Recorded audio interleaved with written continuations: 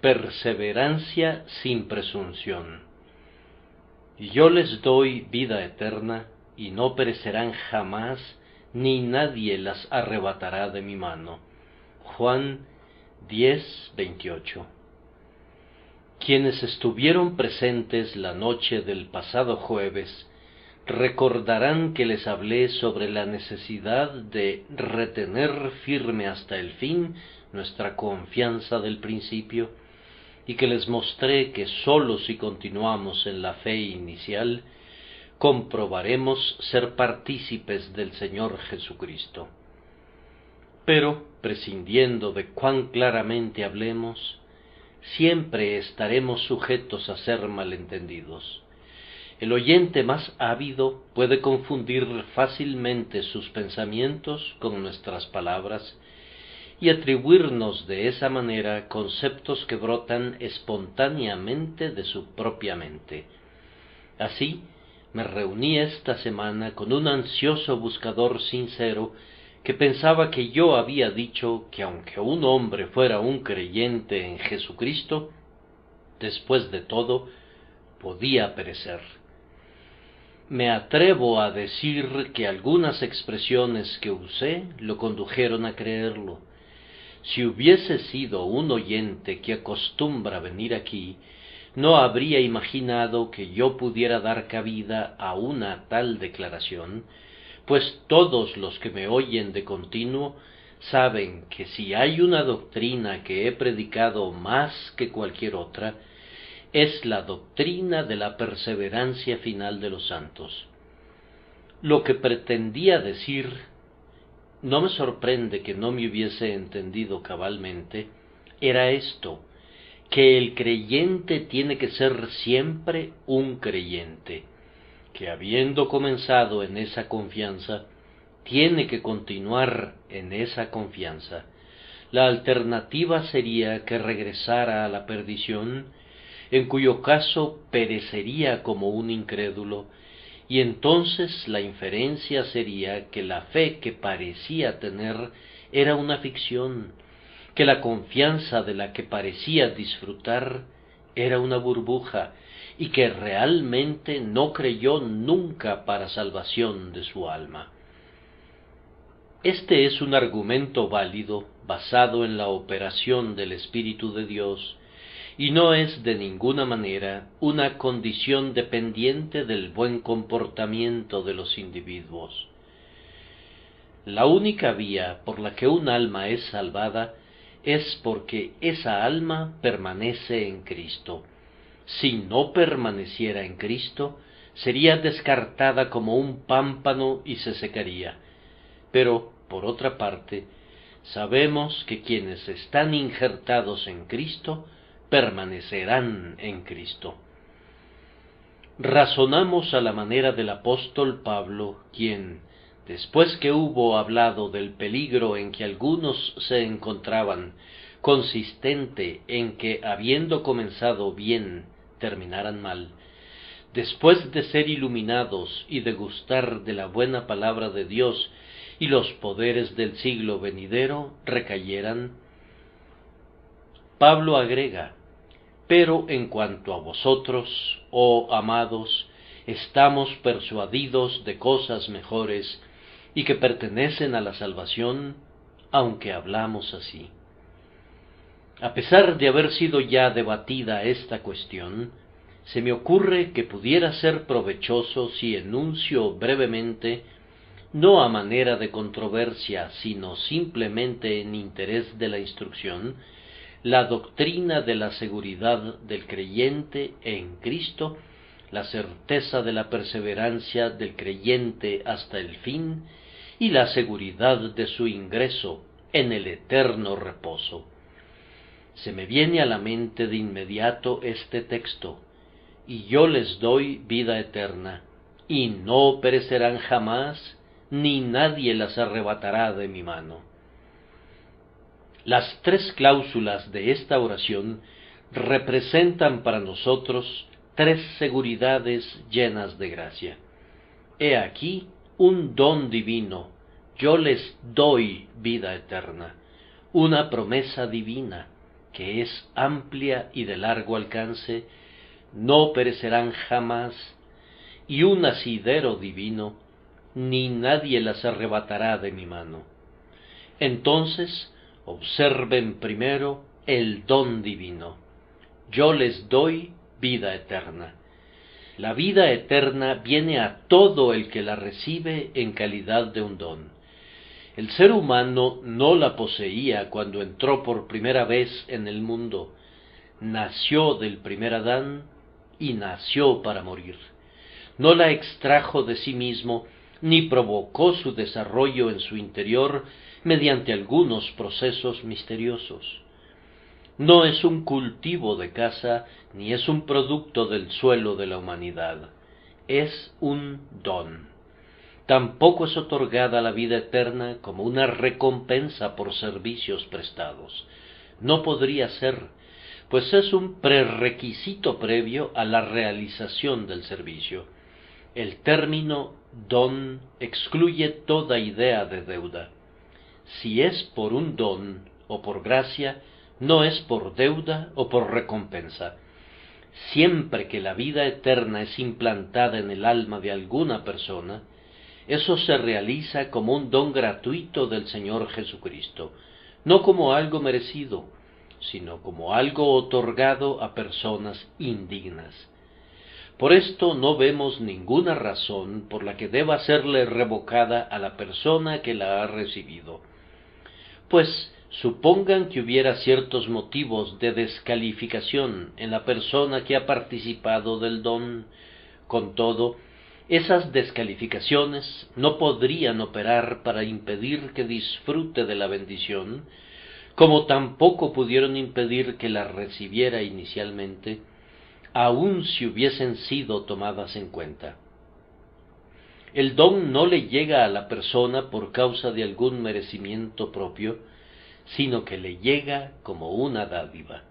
No hay ninguna razón por la que una vez que cobra existencia no deba continuar, ni hay razón por la que el uso del tiempo presente del verbo dar, tal como lo tenemos aquí, no deba describir siempre un hecho presente. Yo les doy, continúo dándoles vida eterna. Ese hecho no puede verse afectado por una indignidad descubierta posteriormente, porque Dios conoce lo porvenir desde el principio.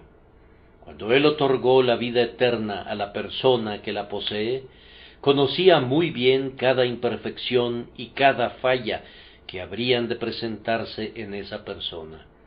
Esos deméritos, si hubieran constituido en absoluto razones, habrían sido un motivo para no otorgarla antes que para darla y quitarla de nuevo.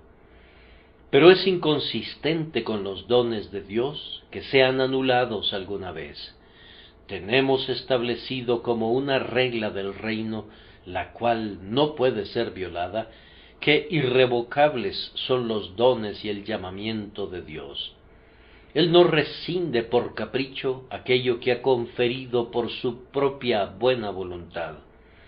No va acorde con la naturaleza real del Señor nuestro Dios otorgar un don de la gracia en un alma, para luego, posteriormente, retirarlo, levantar a un hombre de su natural degradación y colocarlo entre los príncipes, dotándolo de una vida eterna, para luego derribarlo de su excelso estado y privarlo de todos los beneficios infinitos que le ha conferido. El propio lenguaje que estoy usando es lo suficientemente contradictorio por sí solo para refutar esa sugerencia. Dar la vida eterna es dar una vida más allá de las contingencias de esta presente existencia mortal. Por siempre es un sello estampado en la carta de privilegio. Quitarlo no sería consistente con la regia liberalidad del Rey de Reyes, aun si fuese posible que tal cosa pudiera suceder. Yo les doy vida eterna. Si Él da, entonces da con la soberanía y la generosidad de un rey. da permanentemente, con una posesión permanente. Él da de tal manera que no revocará la concesión. Él da y les pertenece. Será de ellos mediante una garantía divina de derechos por los siglos de los siglos. Podemos inferir la absoluta seguridad del creyente no sólo del hecho de que esta vida es un don absoluto y que por tanto no será retirada, sino también de la naturaleza del don que es vida eterna. Yo les doy vida eterna. Sí, dice alguien, pero se pierde. Entonces no pueden haber tenido una vida eterna. Es una contradicción en los términos decir que un hombre tiene vida eterna, pero que, no obstante, perece. ¿Puede sobrevenirle la muerte a lo inmortal, o puede afectar el cambio a lo inmutable, o puede corroer la corrupción a lo imperecedero? ¿Cómo puede ser eterna la vida si llega a un fin? ¿Cómo puede ser posible que uno tenga vida eterna y con todo que muera de pronto, o que se desplome tal como falla la débil naturaleza en todas sus funciones? No, la eternidad no debe ser medida por semanas, o meses, o años. Cuando Cristo dice eterna, Él quiere decir eterna, y si he recibido el don de la vida eterna, no es posible que yo peque de tal manera que pierda esa vida espiritual por algún medio de algún tipo. Es vida eterna. Podemos esperar razonablemente que el creyente persevere hasta el fin, porque la vida que Dios ha implantado en su interior es de tal naturaleza que tiene que continuar existiendo, tiene que vencer todas las dificultades, tiene que madurar, tiene que perfeccionarse, tiene que echar fuera de sí al pecado y tiene que llevarlo a la gloria eterna. Cuando Cristo habló con la mujer samaritana junto al pozo, dijo: «El que bebiere del agua que yo le daré, no tendrá sed jamás, sino que el agua que yo le daré será en él una fuente de agua que salte para vida eterna». Esto no podría significar un trago pasajero que calmaría la sed durante 1 hora o 2, sino que tiene que implicar una participación tal que cambie la constitución real de un ser humano y su destino, y que se convierta en él en un manantial inextinguible. La vida que Dios implanta en los creyentes por la regeneración no es como la vida que ahora poseemos por la generación. Esta vida mortal pasa, está ligada a la carne, y toda carne es como hierba, se marchita. Lo que es nacido de la carne, carne es. No así la nueva vida que es nacida del Espíritu y es Espíritu, pues el Espíritu no es susceptible de ser destruido, continuará y perdurará por todos los siglos. La vida eterna en el interior de todo hombre que la posee es engendrada en él, no de sangre, ni de voluntad de carne, ni de voluntad de varón, sino de Dios mismo. Gracias sean dadas al Padre, pues es por Él que nosotros hemos renacido para una esperanza viva, por la resurrección de Jesucristo de los muertos. Rastreando esta vida implantada hasta su origen, se dice de nosotros, siendo renacidos, no de simiente corruptible, sino de incorruptible, por la palabra de Dios que vive y permanece para siempre. Es una simiente santa, no puede pecar, pues es nacida de Dios. Somos hechos partícipes de la naturaleza divina, y la nueva vida en nuestro interior es una vida divina, es la vida de Dios en el interior del alma del hombre. Nos convertimos en los que hemos nacido 2 veces, con una vida que no puede morir, como tampoco puede hacerlo la vida de Dios mismo, pues es, de hecho, una chispa que proviene de ese gran sol central. Es un nuevo pozo en el alma que extrae sus suministros de la profundidad subterránea, de la inextinguible fuente de la plenitud de Dios. Esta es, entonces, una segunda razón para creer en la seguridad y en la perseverancia final del creyente. El creyente tiene un don de Cristo, y Cristo no le quitará su don.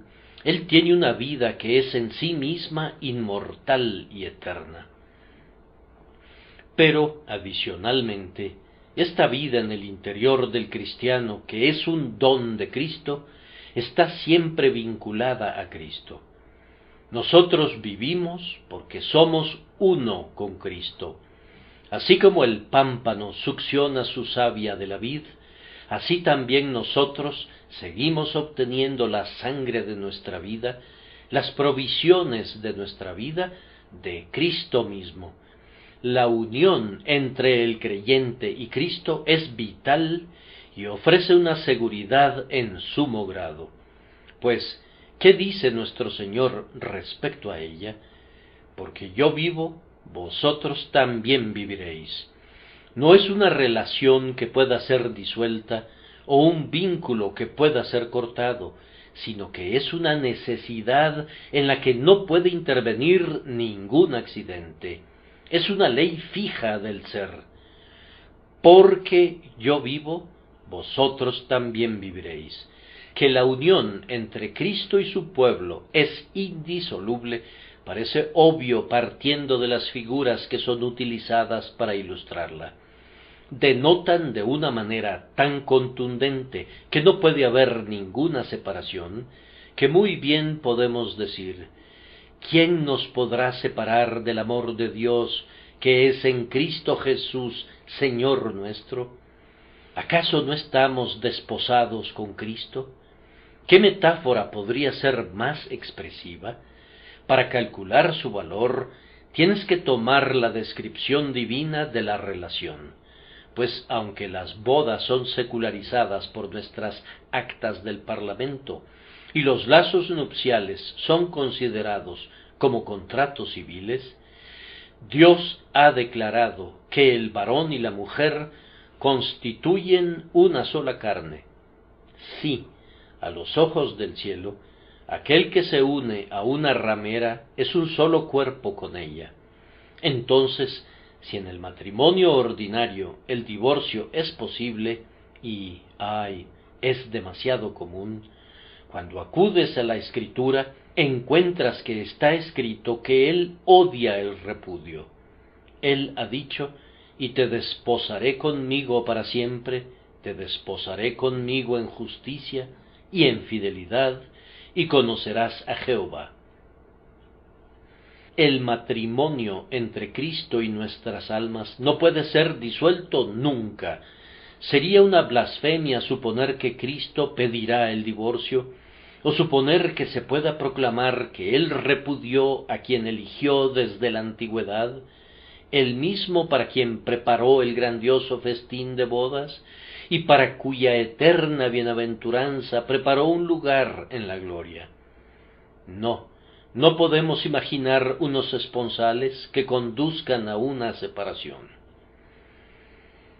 Además, ¿acaso no somos miembros de su cuerpo? ¿Acaso Cristo será desmembrado? ¿Perderá Él cada vez y cuando un miembro por aquí y otro miembro por allá? ¿Puedes suponer que Cristo está mutilado? Me cuesta pensar, y mucho menos expresar el pensamiento de que podría faltar aquí o allá un ojo, o un pie, o un oído para completar la perfección de su persona mística. No, eso no sucederá. Los miembros del cuerpo de Cristo serán vivificados tan vitalmente por el corazón y por Él mismo, que es la cabeza, que seguirán viviendo porque Él vive. Cuando un hombre se mete en el agua, la corriente pudiera tener naturalmente poder para ahogarlo, pero mientras su cabeza permanezca sobre el agua, no es posible que la corriente ahogue sus pies o sus manos. Y ya que Cristo, la cabeza, no puede morir, ni puede ser destruido, ni todas las aguas que aneguen a los miembros de su cuerpo los destruirán, no pueden destruirlos. Además, la vida del creyente es sustentada constantemente por la presencia del Espíritu Santo en su interior. Es un hecho, bajo la dispensación del Evangelio, que el Espíritu Santo no sólo está con los creyentes, sino que está en los creyentes. Él mora en ellos y los convierte en su templo.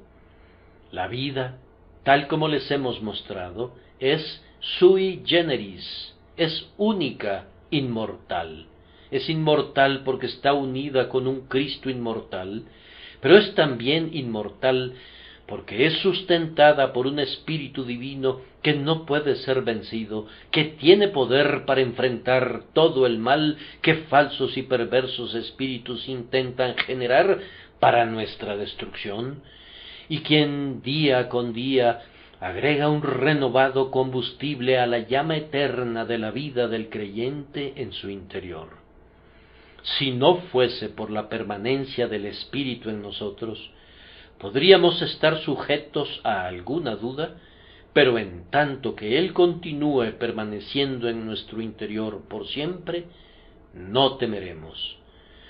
Entonces, el primer consuelo que extraemos de nuestro texto es que somos los receptores de un don divino. Yo les doy vida eterna. Ahora, en segundo lugar, sumado a lo anterior, tenemos una promesa divina: no perecerán jamás. Yo estoy muy agradecido por esta palabra, porque ha habido algunos que han procurado acabar con la fuerza de este pasaje íntegro. Ni nadie las arrebatará de mi mano.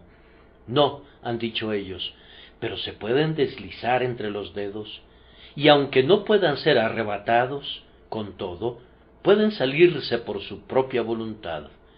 Pero aquí hay una breve frase que invalida todos esos pensamientos: no perecerán jamás, en sus manos o fuera de sus manos, bajo cualquier suposición de cualquier tipo, no perecerán jamás. Observen que aquí no hay ninguna restricción, incluye todo el tiempo. No perecerán jamás.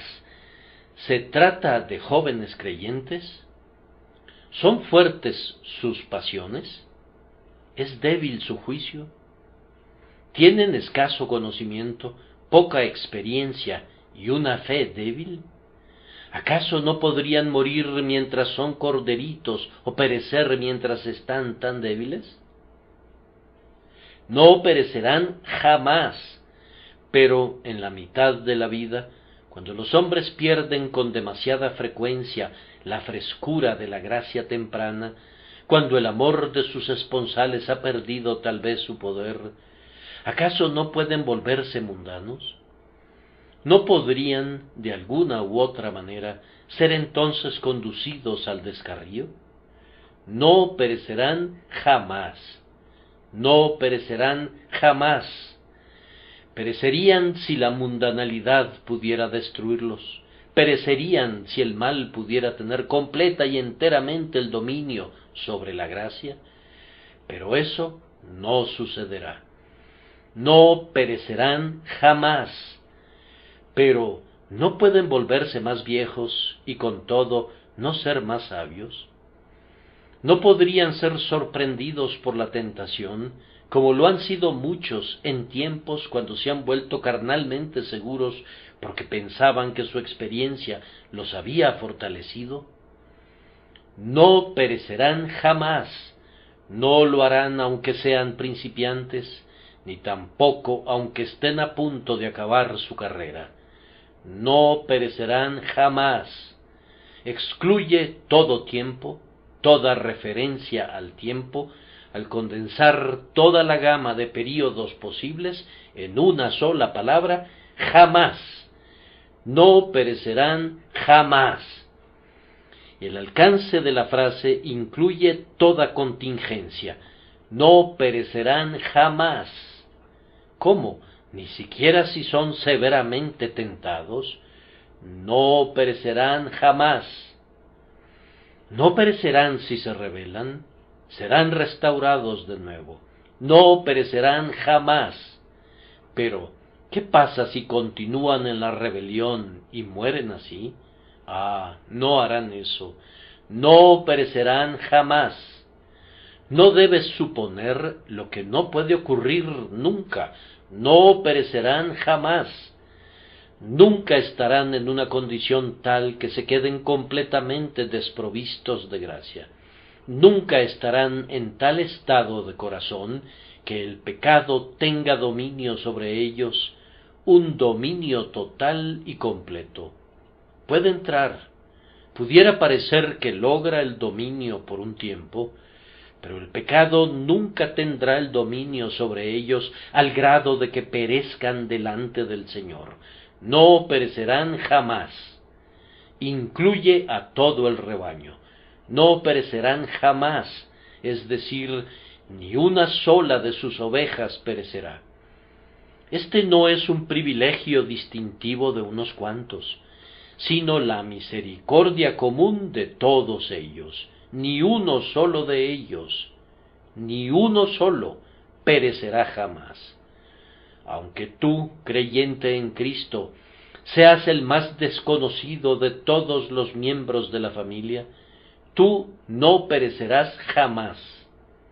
Si en verdad tú has recibido la vida interior, y si la gracia verdadera está en tu alma, aunque nadie sepa tu nombre y nadie te extienda una mano de ayuda, aunque como un solitario peregrino recorras el camino celestial completamente solo, débil y desfalleciente, y tiembles a lo largo de todo el camino, no perecerás jamás. La promesa no está dirigida a algunos, sino a todas las creyentes ovejas de Cristo. No perecerán jamás.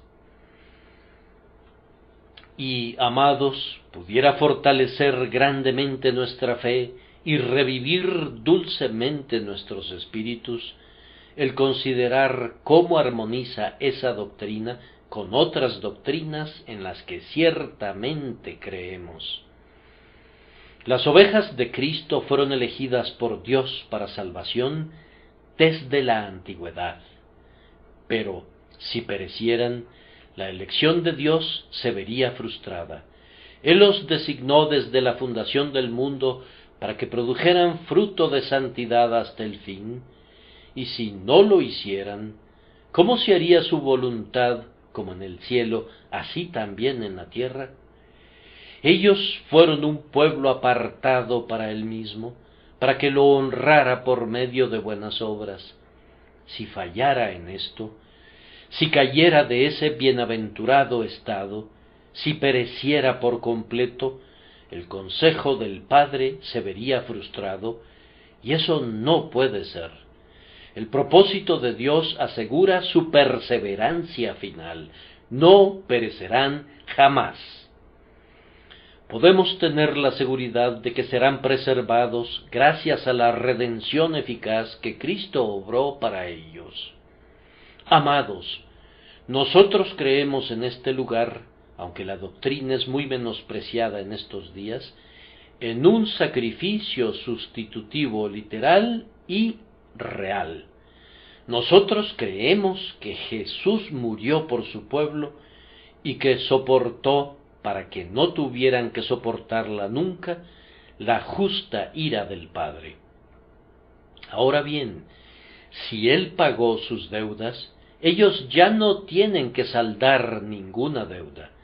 Si Él soportó su castigo, ellos ya no tienen que sufrir ninguna sanción. Si Él ocupó su lugar, tanto la justicia como la gracia, justicia y gracia en conjunto, exigen que sean salvados. Jesucristo ofreció una expiación por ellos. ¿Y quién es el que condenará? Cristo es el que murió, más aún el que también resucitó, porque si siendo enemigos fuimos reconciliados con Dios por la muerte de su Hijo, mucho más, estando reconciliados, seremos salvos por su vida. Si Él murió porque asumió nuestra culpa, con mayor razón, habiendo sido consumada la expiación, entraremos en la plenitud del reposo.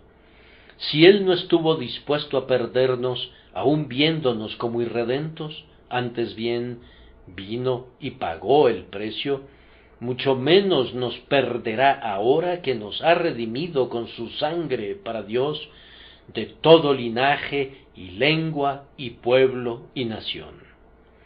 Él puso su vida por sus ovejas, Él amó a la iglesia y se entregó a sí mismo por ella, a fin de presentársela a sí mismo una iglesia gloriosa, y para lograr el propósito por el cual ya ha aventurado tanto, Él seguramente reclamará y seguramente recibirá de manos de la justicia la salvación de aquellos por quienes se ofreció como una víctima vicaria.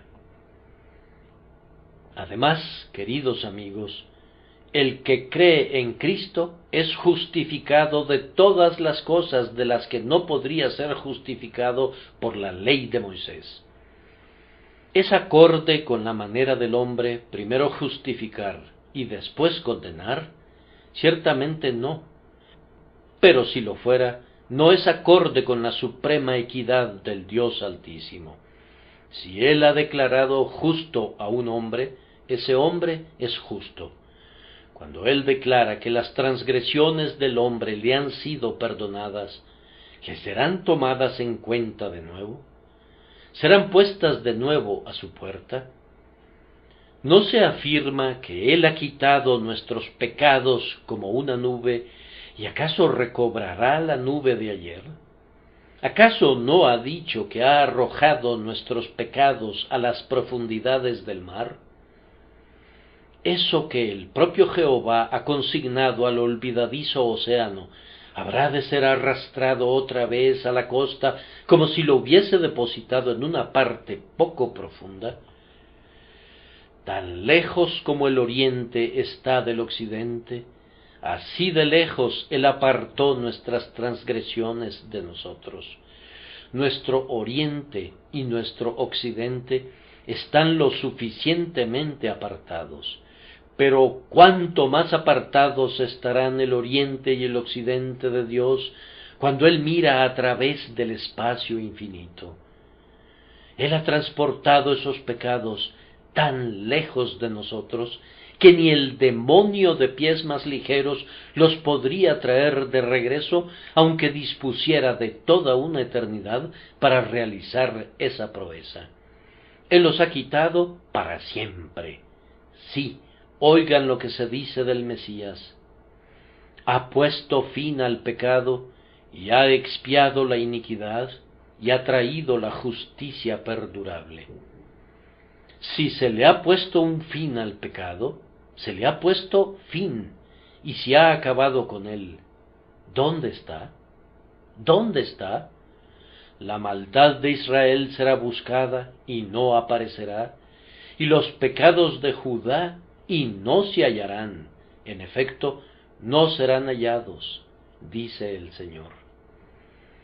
Oh amados, ¿cómo será entonces condenado el hombre que cree en Cristo y condenado por el pecado que ya ha sido perdonado? ¿Cómo será arrojado en el infierno? ¿Por qué? ¿Por ofensas que fueron asumidas por el Salvador? ¿Cómo podría ser condenado aquel a quien Dios ha justificado? No le den cabida a ese pensamiento. No permitan que el miedo o la fantasía los induzcan a prestar oídos a esa sugerencia. Una vez dictada la sentencia de remisión para un hombre, permanece irrevocable. Dios es el que justifica. ¿Quién es el que condenará? Además, Dios ha comenzado una obra en el creyente que está comprometido a concluir. Nunca se ha dicho de Dios que comenzó a edificar, pero que fue incapaz de completar la obra. Estando persuadido de esto, que el que comenzó en vosotros la buena obra, la perfeccionará hasta el día de Jesucristo. No ha sido acorde con la costumbre de Jehová dejar inconclusas sus obras. ¿Por qué habría de dejarlas inconclusas? ¿Hay alguna falta de poder? Eso es inconcebible. ¿Hay alguna falta de voluntad? No podemos imaginarlo, pues si su voluntad hubiera cambiado, tendría que haber una razón para el cambio. Y si es así, ¿es más sabio Dios de lo que era? ¿Ha alterado su plan debido a que encontró algún error en él? Si la infinita sabiduría lo condujo a poner su mano en esa obra, la infinita sabiduría mantendrá su mano en la obra. La obra que la sabiduría asume, la eterna misericordia nunca abandona. Oh amados, el propio comienzo de la obra de Dios augura que la obra será realizada íntegramente. La doctrina de la adopción nos proporciona otro argumento para nuestra seguridad. Todo hombre que es salvado, justificado y perdonado es también adoptado en la familia de Dios. ¿Y piensas tú que Dios sustituye y cambia a sus hijos que son llamados por su propio nombre? ¿Imaginas creíble tal cosa? ¿Acaso convence como un hecho? ¿Eres tú el hijo de tu padre hoy y el hijo de alguien más mañana? ¿Acaso no es esa una absurdidad demasiado obvia para que necesite ser refutada? No, yo no sé de dónde pudo haber salido un pensamiento tan extravagante como es el que seamos hijos de Dios hoy y pronto seamos los hijos del diablo, cambiando así la bendita paternidad que Dios mismo reclama respecto a todo su pueblo. Pero, ¿podemos hacer el papel del hijo pródigo?, dice alguien. Sí, respondo, y podemos ser traídos de regreso después que nos hemos descarriado, como lo hizo el hijo pródigo.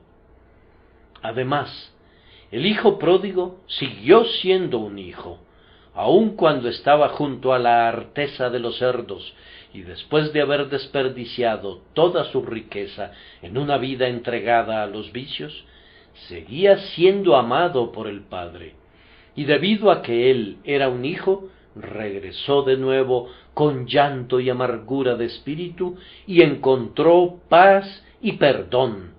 Si no hubiese sido un hijo, ¿podría haber pasado su vida con las rameras, como otros? Y allí no habría dicho, me levantaré e iré a mi padre. Pero la gracia operó en su corazón, fue revivido misteriosamente y dijo, debo abandonar esta vida de pobreza y pecado y debo regresar a la casa de mi padre. Y si el Hijo de Dios se descarriara, ¿cómo es posible que suceda? ¿Que Dios nos conceda a ustedes y a mí que nunca nos descarriemos? Con todo, hay una voz que dice, convertíos, convertíos, hijos rebeldes, dice Jehová, porque yo soy vuestro esposo. La adopción es ciertamente una gran prueba de que el pueblo del Señor será guardado y preservado, y que habrá una familia de Dios en el cielo que no será desintegrada. Él no tendrá que lamentar que sus propios hijos e hijas amados, engendrados por su gracia, perezcan por completo. Jesús va a decir, he aquí yo y los hijos que me dio Jehová. Y ahora, el último punto es el asidero divino, ni nadie las arrebatará de mi mano. Entonces todos los santos están en las manos de Jesús. No están solo en su corazón, sino en sus manos, tal como los sumos sacerdotes llevaban los nombres de las 12 tribus en el pectoral y también los llevaban en los hombros. El poder y también el afecto de Cristo preservarán al pueblo de Dios. Ellos están en sus manos. Todos los consagrados a Él estaban en su mano. Cuán bienaventurado lugar es para nosotros estar siempre allí, en la mano de Cristo. Pero, ¿acaso nuestro Señor nos da a entender, como si fuese para prevenirnos, que se llevarían a cabo una gran cantidad de intentos para arrancarnos de esa mano? Satanás quisiera hacerlo. Nuestras propias concupiscencias rastreras quisieran hacerlo. Los impíos quisieran hacerlo. El aire mismo está lleno de tentadores que quisieran, si pudieran, arrancarnos de Cristo.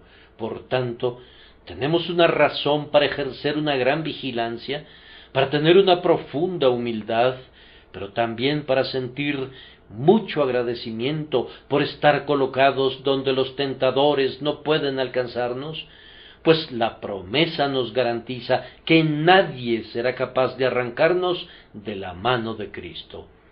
No hay poder suficiente en legiones de espíritus caídos si fueran convocados en formación de combate contra un pobre y débil cristiano para arrebatarlo de Cristo.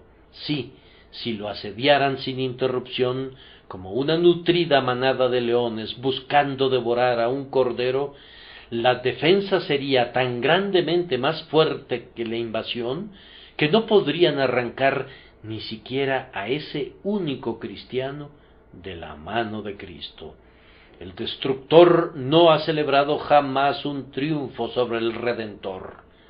Él no es capaz de retener ni una sola joya de la corona del Redentor y decir: ajá, ajá, la robé de tu diadema, tú no pudiste conservarla. Él no tiene ni una sola oveja a la que pudiera señalar y decir: ah, pastor de las ovejas, no pudiste conservarlas a todas. Las fuertes estaban lo suficientemente seguras, ellas se ayudaron a sí mismas. Pero esta pobre oveja enclenque no se pudo ayudar a sí misma y tú no pudiste evitarlo. He aquí, te la he arrebatado. Tu rebaño, que es tu orgullo, está incompleto. Tú mismo, como pastor, tienes un estigma en tu nombre, pues has perdido al menos esta única oveja que tu padre te había dado y que compraste con tu sangre. No puede ser, no va a ser así. Los poderes de las tinieblas han conspirado para esto y han luchado por esto, pero no han prevalecido todavía ni lo harán. Nadie las arrebatará de mi mano. O reposa en la mano de Cristo, reposa tranquilamente. Ahora que estás allí, estás segura y nadie te arrebatará de allí. Como si quisiese hacer la seguridad doblemente segura y darnos una consolación muy grande, agregó: mi Padre que me las dio es mayor que todos, y nadie las puede arrebatar de la mano de mi Padre. Ustedes pueden interpretar esa figura. Está la mano de Cristo, y su pueblo se encuentra en ella, y Él la cierra firmemente para sostenerlos. Pero como esa mano fue traspasada una vez, entonces, para hacerla doblemente segura, el Padre la estrecha con su mano, y entonces son guardados y abrazados dentro de una doble ciudadela. Cuentan con la mano traspasada de Jesús, y cuentan con la todopoderosa mano del Padre. Entonces tienen dos manos que los protegen y los defienden. Bien pueden ahora desafiar confiadamente a todo poder terrenal o infernal a que los destruyan alguna vez. Ellos tienen que descansar por siempre y lo harán en perfecta seguridad bajo el guardián cuidado del hombre mediador, Cristo el Señor, y de Dios, el eterno y siempre bendito Padre, que también los toma bajo su sagrada custodia. ¿Acaso oigo que alguien objeta diciendo, bien, pero si esto fuera verdad, entonces, ¿acaso no podría el hombre vivir como quisiera? Amigo, ¿cómo puedes tú hacer esa pregunta? ¿Qué quieres decir con eso? ¿Acaso quieres decir, ¿podría una oveja vivir en pecado? He estado tratando de mostrar que si una persona es una de las ovejas de Cristo, no puede perecer, con lo cual quiero decir que no puede vivir en pecado, pues eso es perecer. Cuando sostengo que no puede vivir en pecado, como lo hacía, y dejar de ser un hombre agraciado, tú me preguntas si él va a pecar deliberadamente a partir de ese momento, porque ha sido salvado de sus pecados. Seguramente me estás entendiendo mal, pero ¿no puede caer un hombre? Ahora me han quitado estos frenos y me puedo volver desenfrenado. ¿Cuáles frenos? ¿Cuáles frenos?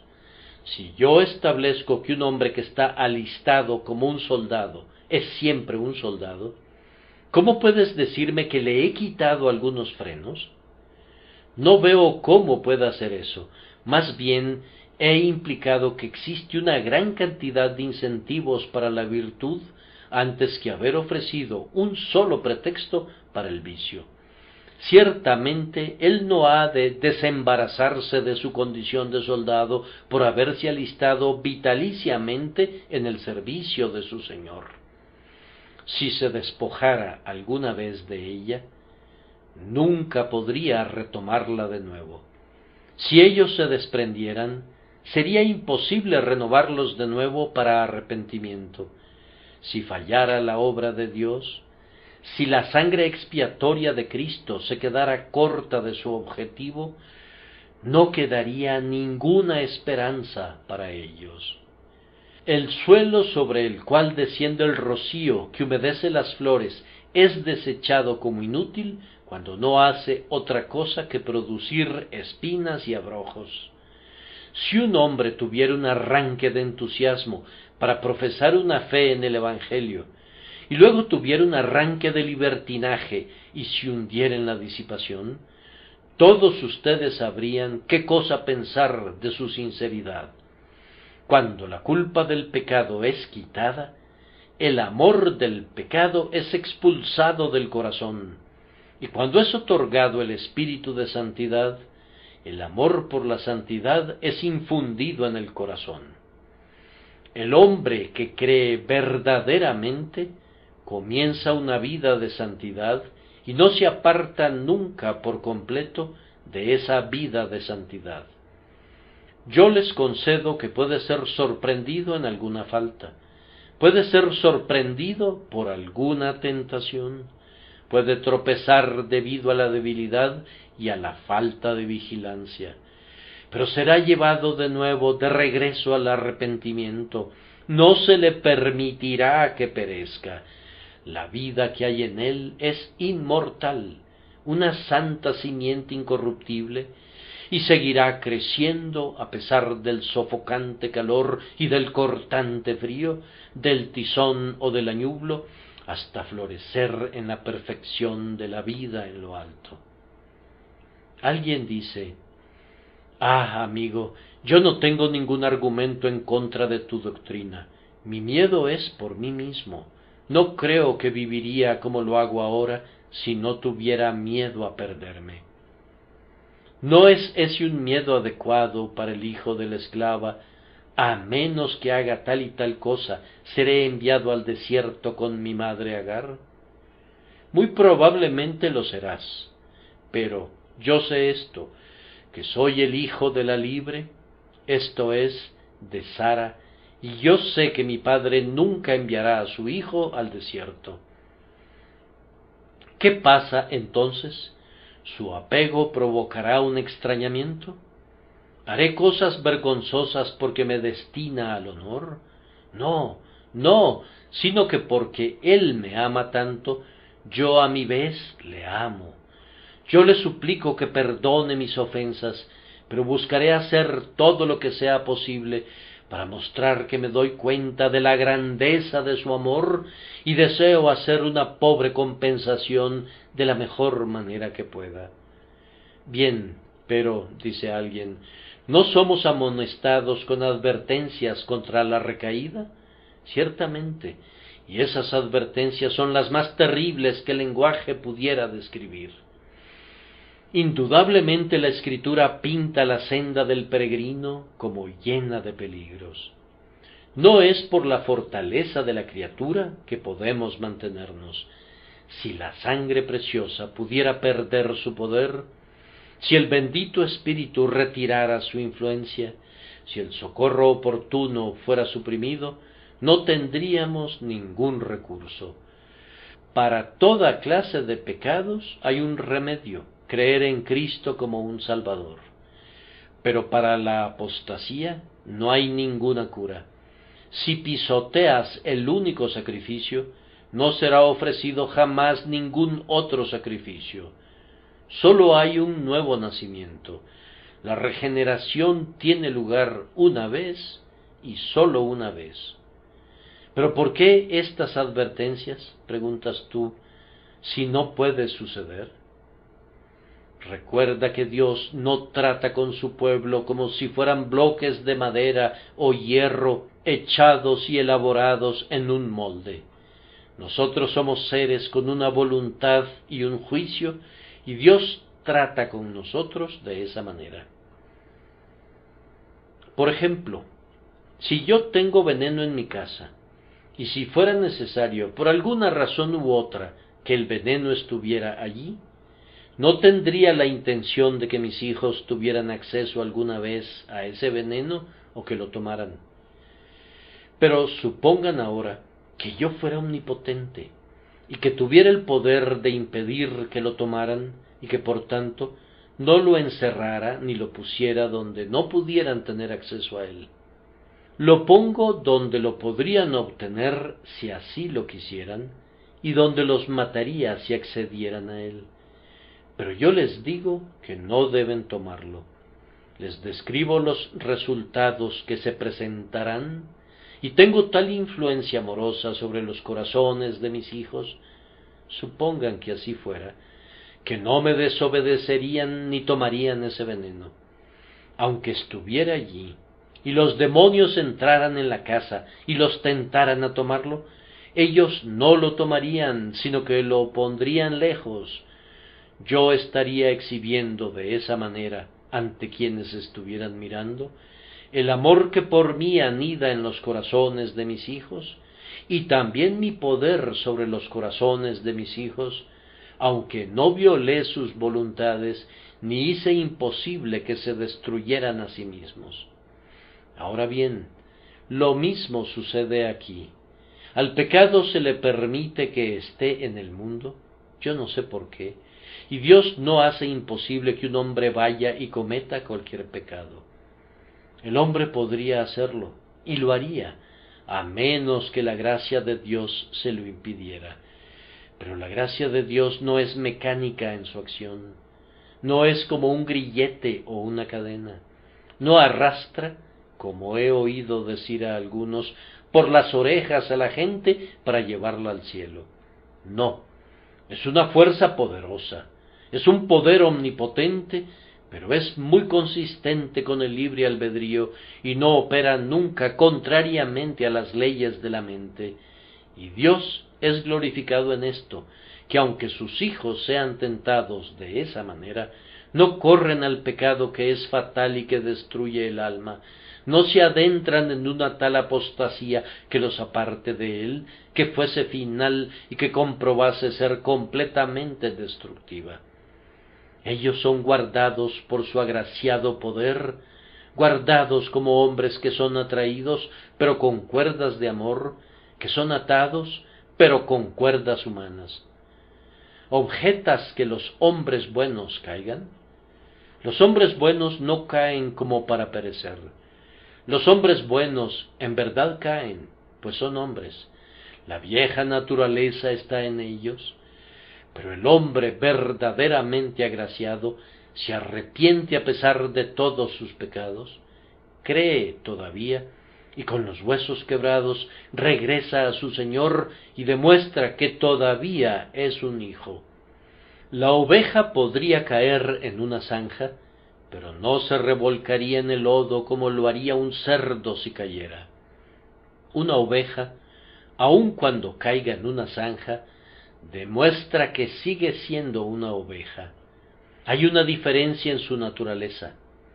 Cuando he visto a un hijo de Dios caer en pecado, he sabido que si fuera un hijo de Dios, se odiaría a sí mismo por eso, se afligiría por eso, y no podría estar en paz ni tranquilidad en él.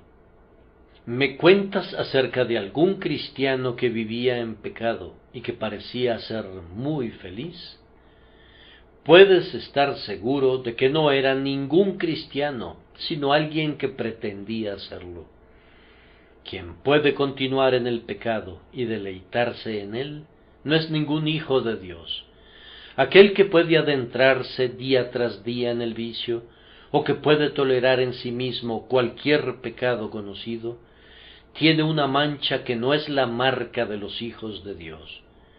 Tiene una señal sobre él que jamás estuvo y que no estará jamás en un hijo de Dios verdaderamente vivificado.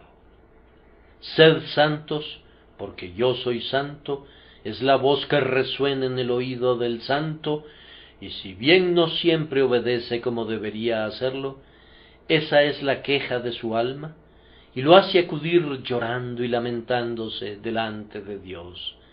Pero, aun así, siempre sucederá en general que los justos se mantendrán en su camino, y que el que tiene las manos limpias se fortalecerá más y más. Yo tengo una palabra para cualquier persona aquí presente que sea inconversa, pero que desearía recibir la salvación. Saben, queridos amigos, que uno de los grandes pensamientos conductores de mi vida cuando era joven, que el pensamiento dominante que me llevó al Salvador, fue la creencia en la doctrina de la perseverancia final. Tal vez ustedes se pregunten cómo pudo haber sido eso, pero así fue. Cuando era todavía un jovenzuelo, vi a muchos promisorios muchachos y muchachas que naufragaron en una etapa temprana de sus vidas, cayendo en graves vicios. Yo sentía en mi alma un desprecio por los pecados que oía que habían cometido. Yo había sido guardado de ellos por los consejos divinos, por las agraciadas intercesiones, por la enseñanza de mis padres y por el ejemplo piadoso. Sin embargo, yo temía no fuera que los pecados en los que habían caído esos jóvenes pudieran llegar a dominarme. El conocimiento que yo tenía de la depravación de mi propio corazón me había conducido a desconfiar de mí. Yo estaba convencido de que a menos que fuera convertido, que naciera de nuevo y recibiera la nueva vida, no tenía ninguna salvaguarda. Cualesquiera que fueran las buenas resoluciones que hubiera podido hacer, las probabilidades eran que serían buenas para nada cuando la tentación me asediara. Yo habría podido ser como aquellos de quienes se ha dicho: ven el anzuelo del diablo y con todo no pueden evitar mordisquear su carnada. Pero que yo me desacreditaría a mí mismo, como algunos que yo conocía o de los que me había enterado lo habían hecho, era un riesgo cuyo simple pensamiento me hacía retraer con horror. Cuando oí y leí con ojos asombrados que todo aquel que creyera en Cristo Jesús sería salvo, la verdad entró en mi corazón con una bienvenida indescriptible. La doctrina de que Él guardaría los pies de sus santos tenía en verdad para mí un encanto. Pensé: entonces, si voy a Jesús y obtengo de Él un corazón nuevo y un espíritu recto, Estaré asegurado contra estas tentaciones en las que otros han caído. Yo seré preservado por él. Yo no digo que eso me condujera a Cristo. Un sentido de pecado lo hizo, pero me atrajo a él. Era una de las bellezas de su rostro que me cautivaba, que él es un fiel guardador de todas las almas que son encargadas a él, que él es capaz y está dispuesto a tomar al joven y hacer que limpie su camino y que lo guarda hasta el fin. Oh jóvenes, no hay ninguna seguridad de vida como la fe en Jesucristo. La gracia preservará tus años posteriores y fortalecerá tus virtudes. Yo no les he predicado esta noche un cimiento arenoso que se verá bajo sus pies, sino una roca a la cual pueden retirarse continuamente, en la que pueden morar siempre seguros. Yo no les he presentado una salvación que pudiera fallarles bajo la presión de alguna tentación, sino una salvación que es fuerte y que contiene las misericordias firmes de David.